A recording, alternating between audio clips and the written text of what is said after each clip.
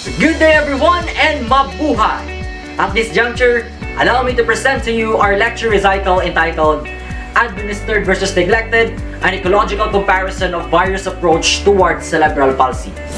While an individual's action, thoughts, and movements are not naturally born within them, but rather influenced, implanted, and enhanced. According to Reclaim 2013, ecological theory explains the importance of the environment towards a child's language. It is supported by Benner developing the ecological theory to explain how a child and his environment interact. The ecological theory is used to investigate how motor system allows us to interact most effectively with our environment. Concerning this hypothesis, cerebral palsy can be manifested as global mental and physical dysfunction and is a static neurologic condition caused by brain injury that occurs before complete cerebral development. For the scientific knowledge, Benner's theory focuses on the relationship on how children interact with the other person in different environments and how such interactions or lack of them influence the development of a child. That is according to Maddie 2014. Ecological perspective claim that human development is shaped by the interaction between human and the context. The characteristic of human and the environment and the processes that occurs between them and their interiors must be considered interdependent, and interactions are more interactive than one way. Dara and Bartlett 1995 stated that dynamic system theory, or the DST, is a nonlinear process and theory of motor development applicable to the treatment of children with cerebral palsy. This is especially useful for understanding how movement develops and changes, and it gives ideas for preparing the child in acquiring new motor skills. Functional mobility is considered an important outcome of physical therapy in children with cerebral palsy. Physiotherapy services are also intended to ensure long-term and prevent further disruption as children grow and change. Supporting adaptive child behavior, family ecology, and access to the public entertainment programs can help the children with cerebral palsy participate in family and recreational activities. Implications for rehabilitation: children's participation in family and recreational activities with cerebral palsy is complex and depends on the child, family, and environmental factors. For the skills and acquisition that is classified of the chosen topic, our group decided to perform a documentary film which illustrates our topic. For the size and primary musculature required, it uses the gross and fine motor development, which is the bulk of the abilities shown in the performance needed control of vast muscles of the body. Fine motor abilities will be used to enhance the understanding of the film. For the stability of the environment context, open motor skills and closed motor skills is used, wherein there were environmental changes that will affect the film, such as the locations where we will be going to film the documentary video. Specify of where actions begin and end. We have serial motor skills, discrete, and continuous motor skills. For the duration of the film, any skills employed may be classed as continuous, in which repeated movements are done.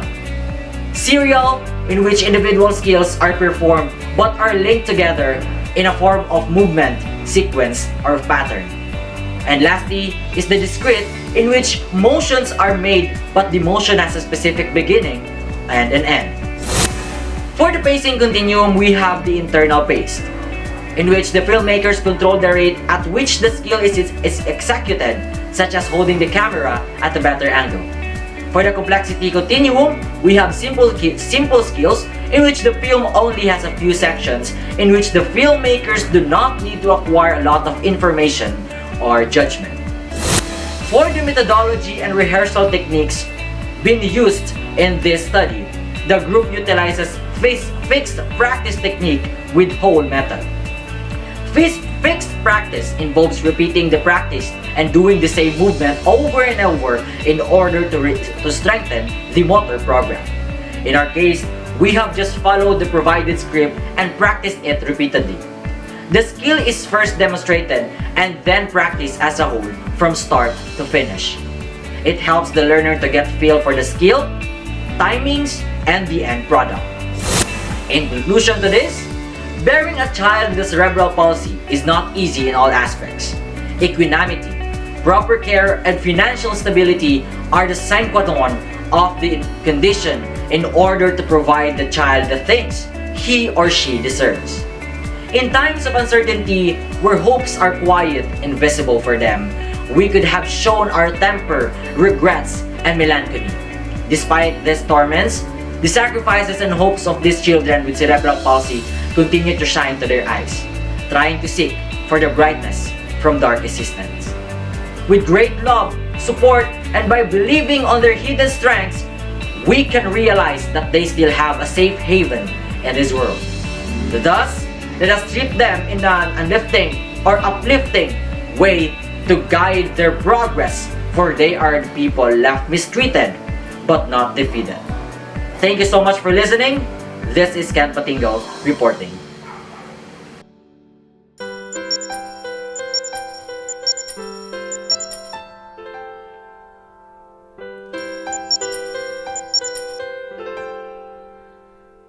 An individual's actions, thoughts, and movements are not naturally born within them, but rather influenced, implanted, and enhanced. Thus, motor control plays a vital role in our lives. But what if there's a malfunction in motor control? Study shows that 1/6 or 15% of the world's population are persons with disabilities. Cerebral palsy, one of the many examples of this ability, is a condition that affects movement and posture that may limit activity and participation. Children with cerebral palsy often receive rehabilitation service, but what will happen if the condition was neglected? In today's segment, in Dear Leia, we will hear two different stories, both experiencing cerebral palsy.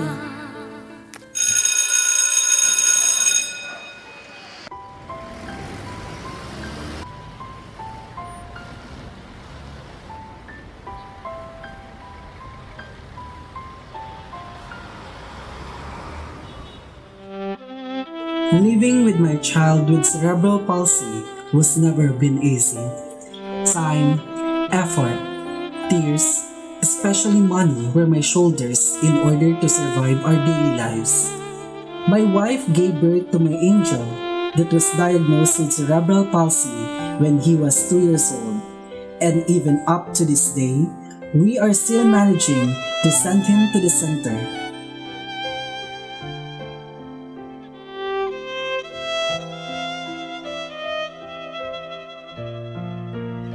Every time I saw my child struggling is the only reason why I am still striving. Money is nothing without my child.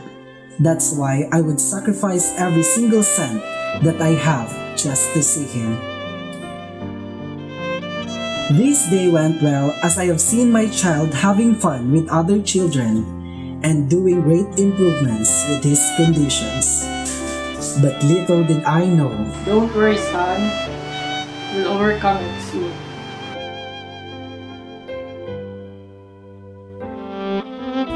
Fear, anger, and disappointment. That's how I feel every time I see my child in pain because of me having nothing. I just feel annoyed whenever he asks help from me, but I can't do anything, for I'm also fighting for our survival. Sorry, son, for everything. Sorry, for we were just poor.